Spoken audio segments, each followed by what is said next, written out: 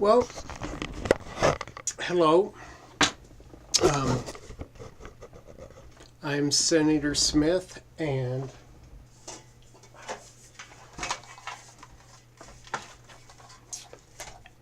I am going to tell you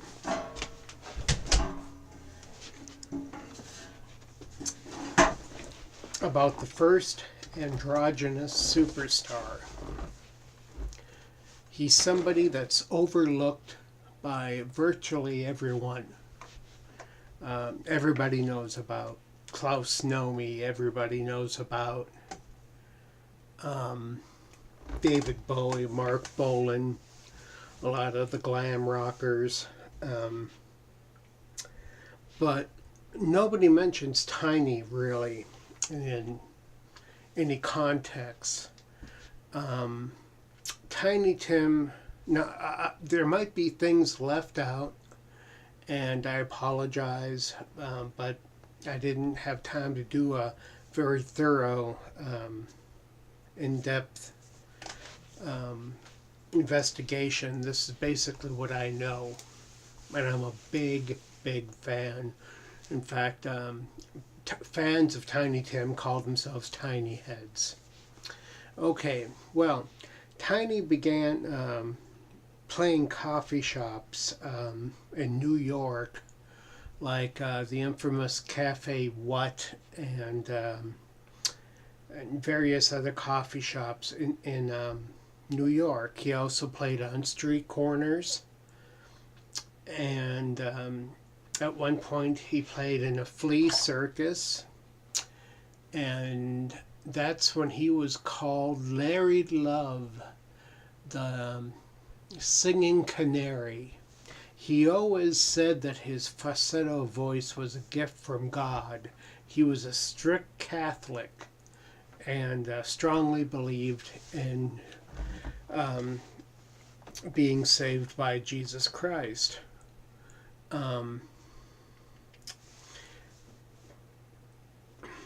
He played a lesbian bar, and back then all gay bars were owned by the mafia. So I don't know what his ties were. I'm not going to even say what they were because I don't know. Every year, for a few years, he gave a trophy, a huge, kind of cheap, he was working on a budget, trophy to most beautiful woman of the year or something like that. And he gained some fame around town. He became an expert at dodging things that were thrown at him, like beer bottles, paper, all plates, all type of stuff. He developed quite an aptitude, quite the talent of dodging them. I noticed that when I saw some early video. He also, back in New York, you can go into this little studio and record 45 records. And he recorded some these were his own compositions and some covers, which is what he was known for.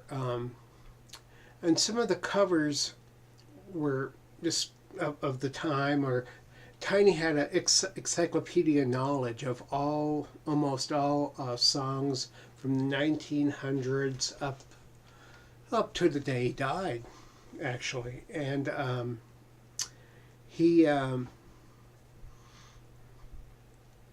record these, and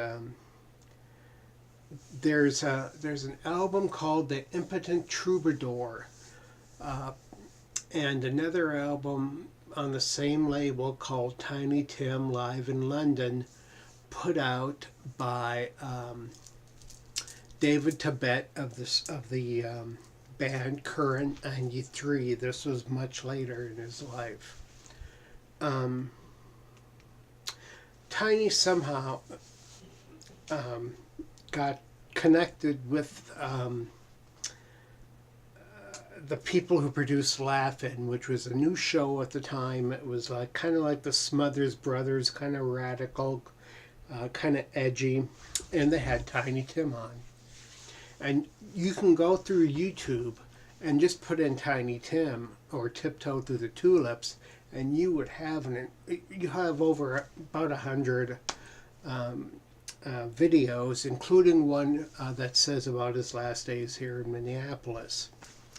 And there's also, for the last 10 years, talk about a Tiny Tim movie, which would be absolutely great and would absolutely be surreal. Now, Tiny Tim, on his term on Laugh-In, Tiny had a thing for signing anything that was put in front of him. So I guess at one time he had like 5 managers. I mean, he was, he just made through after he got on Laugh-In, he just made God Bless Tiny Tim, which had Tiptoe Through the Tulips on it. And he was, all this money was coming in, millions, not millions, probably hundreds of thousands. You know, this was back in 68, 69. Hundreds of thousands of records were coming, were being sold of Tiptoe Through the Tulips. People thought he was an idiot. People thought he was homosexual. People thought he, was just plain weird and effeminate. He was heterosexual. He did have one experience. Tiny was very honest, very open about his life, maybe too open. He did mention that he had a sensual relationship with a guy he was giving a massage to, but that it didn't end in anything, and that was his own last and only experience. And I have no reason not to believe him. But through Laugh-In and through Tiptoe Through the Tulips came another album called Concert in Fairyland. And that was put together through a lot of the singles that he made in these 45 stations. And they were put to a laugh track, and they were a complete joke. Tiny totally disavowed it. Right now you can pick up a copy of Tiny Tim, God Bless Tiny Tim.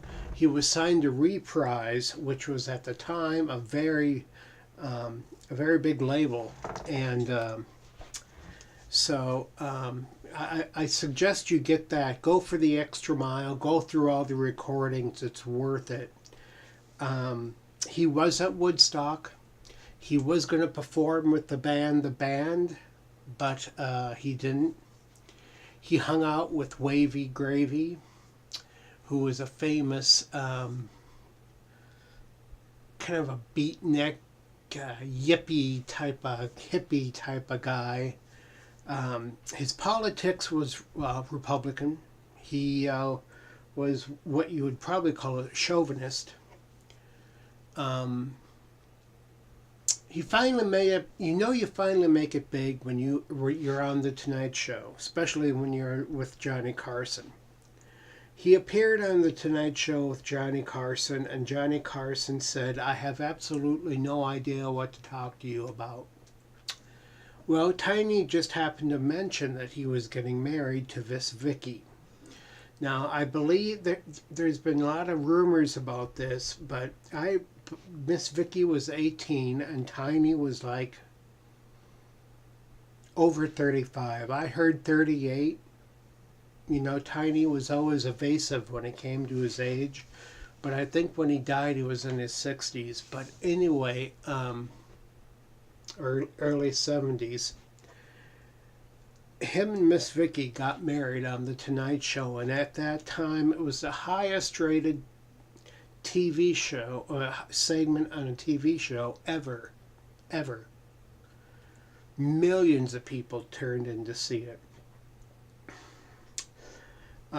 Tiny continued to play. He released a very good second album, and then he released another album called For All My Little Friends, which was a children's album that I really enjoyed.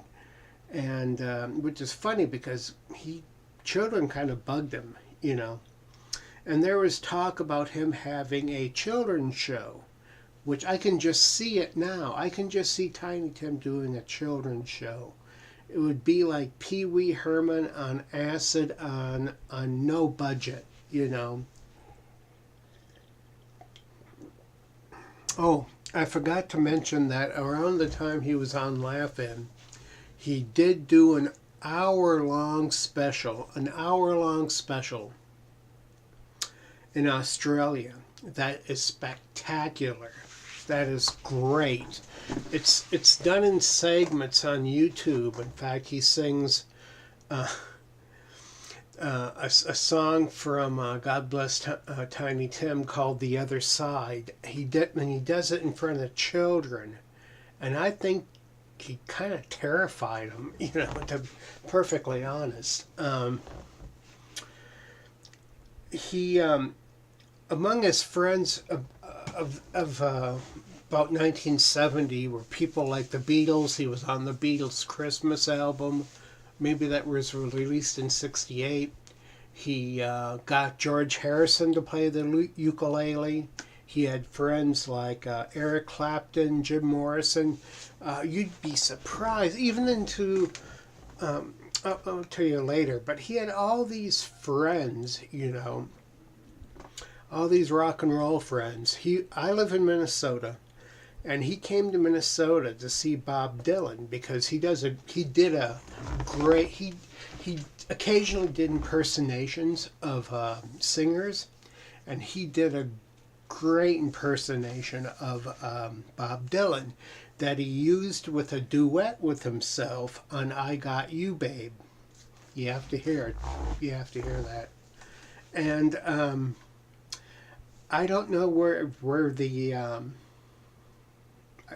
I think Tiny said that Bob Dylan had a cold. I don't know. I think Bob Dylan still probably has the tape someplace. And he played Vegas, again, earning money left and right.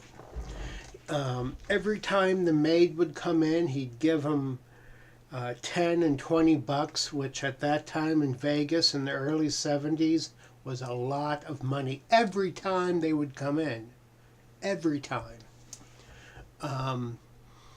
He was famous for being a big tipper, which means he got quality service, you know. And then something interesting happened. The star fell, and it fell hard. People got tired of Tiny Tim's effeminate manners, his makeup. He would wear eyeliner like I'm doing, and white powder again like what I'm doing. He would wear rouge.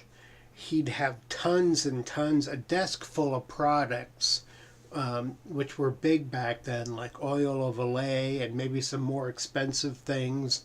He also wore women's perfume. He had a wide variety of perfumes he enjoyed. So, you know, it just got too much for some people. Plus his politics, you know, he was for Vietnam and thought Nixon was a great president. And he was also into sports. He was into hockey, all kinds of sports he was into. Well, there's a picture that's in a book about his life that was put out by Playboy Press, and I can't find it anyplace. I found it at the library downtown once and read it, and when I went back to get it, it was gone. Somebody took it, but it was put out by Playboy Press, and it was literally a tell-all about him hanging out with all these incredible, you know, Peter, Paul, and Mary, you know, the Turtles, all these people, you know, Goldie Hawn, you know, and Marilyn Monroe, and Elizabeth Taylor. And whenever Tiny got on stage, you would notice that he'd blow kisses to people, and that's something I've adopted too. He adopted it because he was waiting for Elizabeth Taylor to come out of her hotel, and when she did, he swore she blew a kiss at him, and ever since then, he would blow kisses. And during the early 70s, people like 74, 75, you know, 76, he would keep on making recordings and stuff, and maybe put out singles, novelty singles, like I Saw Mr. Presley Tipping Through the Tulips, or, you know, songs like that. And after a while, he couldn't get a label to sign him to save his life, literally. So he made his own label. He called it Toilet Records, and they said, well, how come you call it Toilet Records? And it's because my career is going down the toilet. There is also, and I want to get this, there is a board game called Tiny Tim's Beautiful Things, I believe. Oh, I don't know. But I can't find it, but I would literally strangle someone to get it. I saw it once at the Mall of America, and it was going, this was years ago, and it was going for $60 then. So it's probably pretty pricey now. Big Bucks Burnett, who is, or was, or is a president of his fan club, I'm sure would have a copy or two, I don't know. And like I said, in the mid-70s, he would play punk clubs, you know, he'd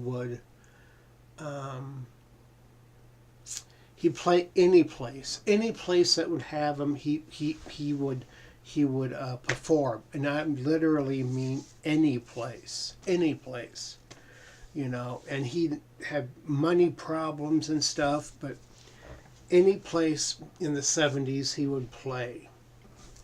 And a good example, I mean,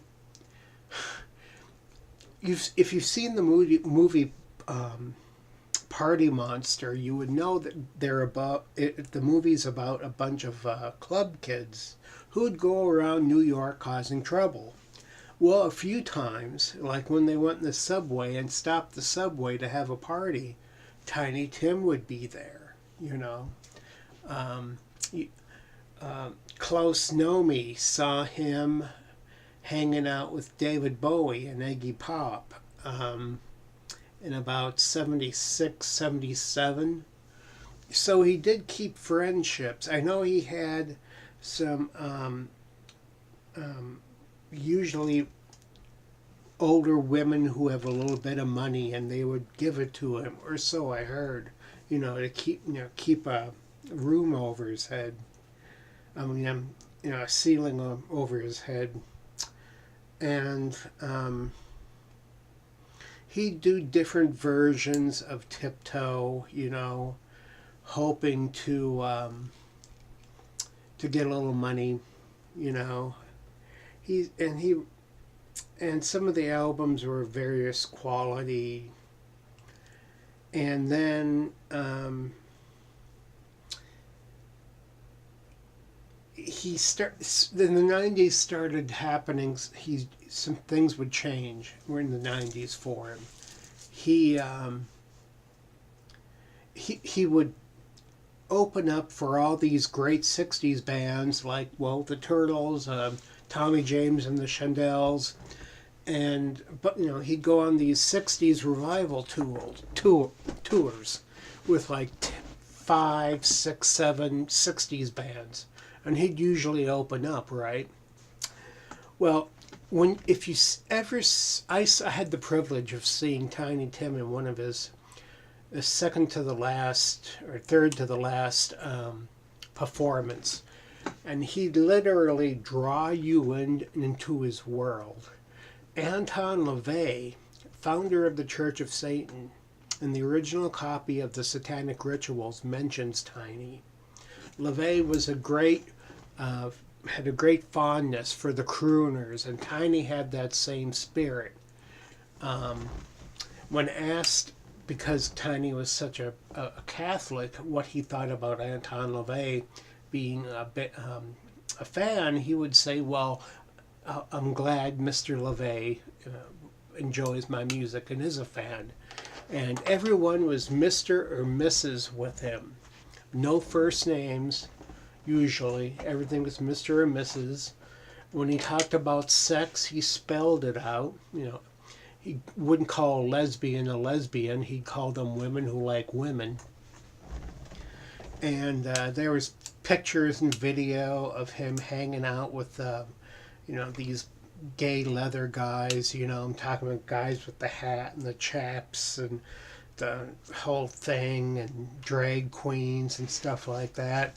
I'm sure there was a period in his time, in the late 80s, that he did that. But he put that past him when legitimate name musicians wanted to play with him. He did a fantastic album with a band from Australia where he could go on any tour, and anytime he could go to tour Australia, and people loved him in Australia. And he did an album called Rock, and it was all rock and roll covers, including Rebel Yell, Highway to Hell, and it was perfect. You talk about Rebel Yell. Well, Tiny was the original one. He was originally Rebel Yeller, and then he recorded. I can't do this in order. I know he did a Christmas album called Tiny Tim's Christmas Album. I suggest you get that, because it's a great album, and he does some great covers, including Mission Bell and Rudolph the Red-Nosed Reindeer. And he does get a little preachy, because, one song he did something like "Don't Forget the Reason for the Season," but it's a great album. Never forget that. Put that aside. It's still a great album. He did an album called "Tiptoe Through the Tulips Resurrection," which was it was made by the Bear family, and they're a small family-owned label, and the keyboards were cheap, and kind of cheesy music, but Tiny's voice was perfect. And at the end, he did this song called "Country Queen." You have to hear it. It's hilarious. And then he did "I Love Me." And he did songs like "Laughing Policeman," "Another Brick in the Wall, Part 2.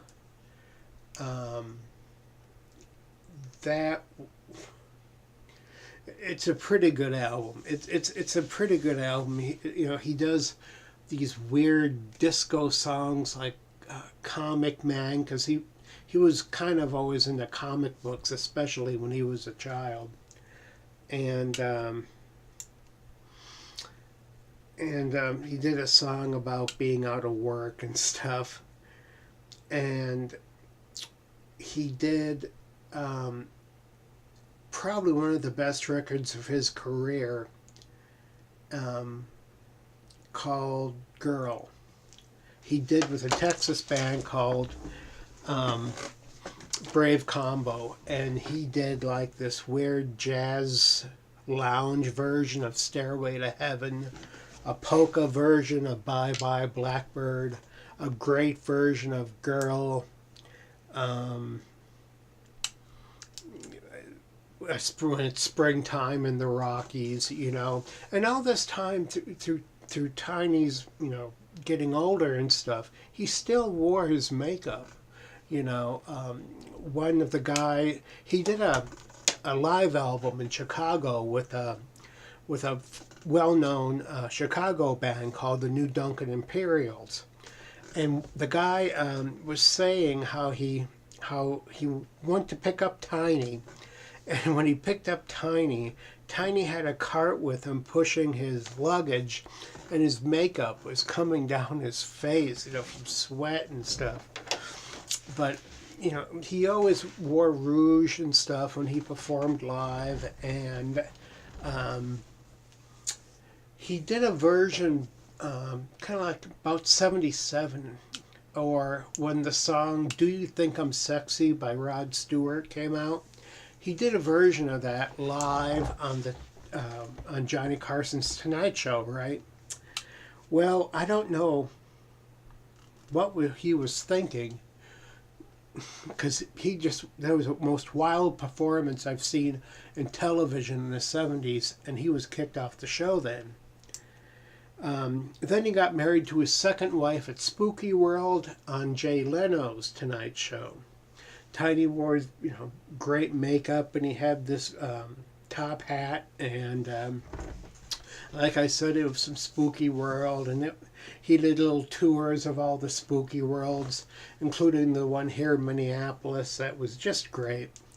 The thing about Tiny, too, is that he holds the world's record for singing continuously.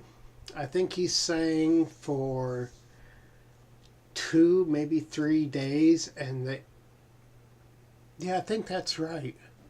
I think it was days, and they had to change bands like 5 or 6 times because they couldn't keep up with him.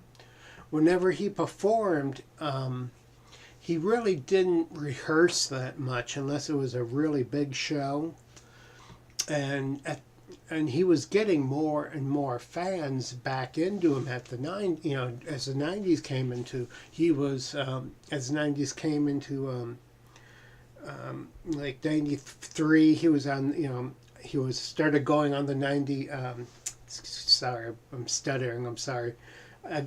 All this knowledge in my head about Tiny, I know too much.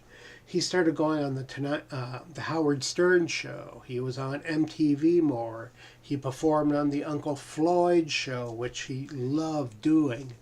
Uncle Floyd was kind of like a cheap New York version of Pee-wee's Playhouse. And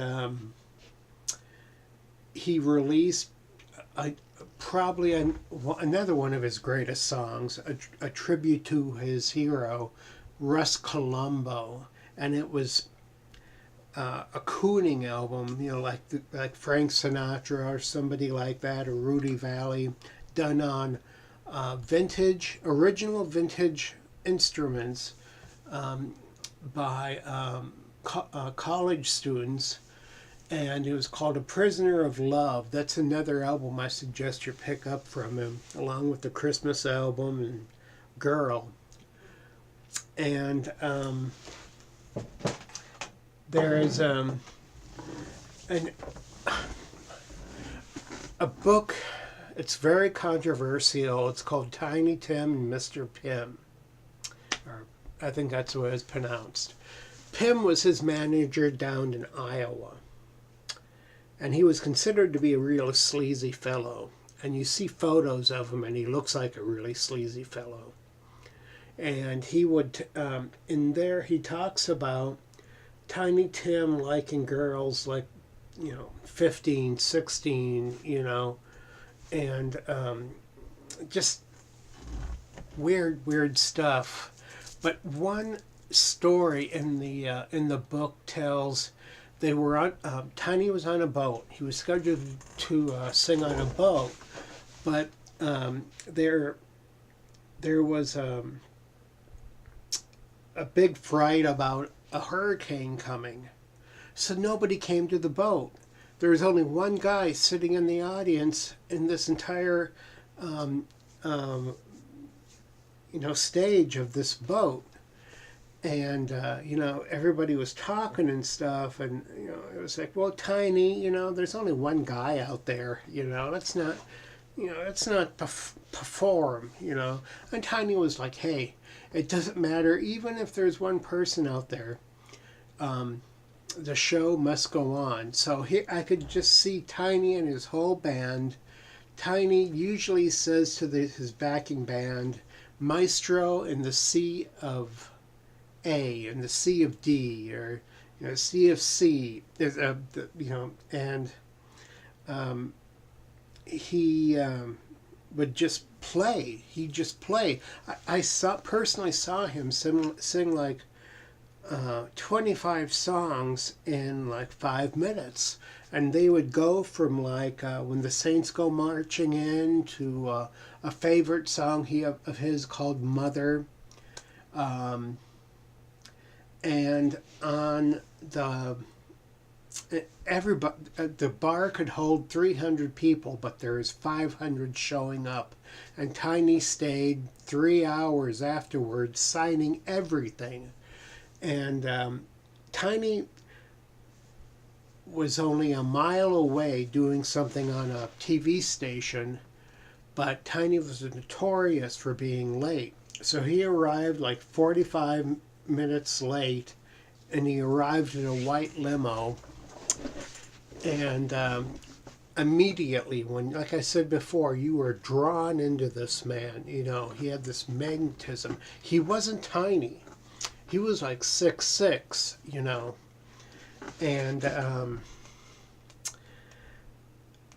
and the Tiny Tim Live in London album that was put out by David Tibet was in a goth club. It was, all these goth industrial people, right? And you put the album in, and it's almost continuously him singing, and the band trying to keep up. A guy on a piano, I know he was trying to keep up. He didn't know half the songs Tiny was doing, but Tiny had him in the palm of his hand, and at first you can hear him kind of going, yeah, no, Tiny Tim, but then they were like, yay, yay. So picture all these goths dressed in black and, more makeup than Tiny, and all cheering and stuff like that, It was great. It's a good album, And Tiny went to the ukulele convention. I forgot where it was, and there's video of it. And he was on stage, and he fell down, and he rolled down the stage. And initially people thought it was a joke. Well, it wasn't. He was rushed to the hospital, and then rushed here to Minneapolis to his third wife, Miss Sue. I am not mentioning his second wife, Miss Jan, because she was only attached to Tiny to what little fame he had left. They were married 10 years and maybe spoke 10 times, and usually only when she needed rent money or something. She called herself an artist, but Tiny said that she only had a picture showing in a bank, and that she was, Tiny didn't have really a bad word to say to anyone about, anyone. But they were finally divorced, against his wishes, of course, and he married a fan up here in Minneapolis. Now, Miss Sue was a member of the Dayton family. The Dayton family is a very famous and very wealthy family here in Minnesota. So when Tiny came up here initially to visit Sue, he stayed in the very pricey Whitney Hotel. It had his own, it had taxis driving to Sue's and back. Now, Tiny was known for his eccentricities, including wearing Depends. He didn't need to wear them, but he did it for hygiene purposes. He said, you just take them off and throw them away. Always peeing in them, if to be kind of graphic, But and he always had a sack with him that he carried his ukulele, some Depends, and an autograph book, and a few other things. Because he loved to get autographs from people, famous people. And I'm trying to get my thoughts together when he was here. Okay, his last days. Tiny had congestive heart failure, and I think he had a press conference. I forgot if the hospital was here or in Iowa, and he said, "I hope you know that without a doubt, I will continue to play the lottery." He loved the lottery. He always was saying things like, "I've got a good feeling about this number, these numbers." And if you know people who play the lottery, how they act. They're obsessive. Tiny was asked not to perform again. Okay, recording would be probably something different, but not to perform. He was asked to perform at the women's club here in Minnesota. They're a Catholic organization, so he felt an obligation to go, who gave to different charities. And he was late, as always. He was late. And there was a band, kind of a big band, in there. And half the ladies left thinking Tiny wasn't going to appear. Well, Tiny appeared, and he was sicker than a dog. I heard he had bands on his legs. He looked pale, even though he really tried to hide it with makeup. And I guess he walked very slowly up the stairs and stuff like that. And to top it all off, the guy who ran the band, this prick, was a dick to Tiny. Tiny was used to dealing with people treating him badly, but he always tried to put a nice face on it. And this guy was just a total prick. So Tiny sang 3 songs. The last one was Tiptoe. And after Tiptoe, Sue saw he wasn't well. She went up to him and asked him if he was feeling okay. He said no. He collapsed, and he died, I think, on the way to the hospital. Now, Sue later said that Tiny would have loved to die in a stadium full of people singing Tiptoe and then collapsing. And Sue was good for Tiny, even though she really could have done more about him getting medication, about him taking his medication and stuff. And she had as many phobias as he did. But she gave him a place to rest. She had a nice home. She was devoted to him. They didn't have a physical relationship, although Tiny said, one time it worked. And Miss Sue also reconnected him with his daughter Tulip. And Tulip at the time had, I believe it was 4 grandkids. and they were biracial, and they also had a baby before Tulip. The only thing that's known about this baby is that it was a miscarriage, and that it's in some cemetery in New York with a tombstone that says "it" on it. That's it. That's all I know about that. If you have any questions about tying, like I say, I'm just doing this on a lark. But Tiny Tim was the first androgynous superstar. The first one to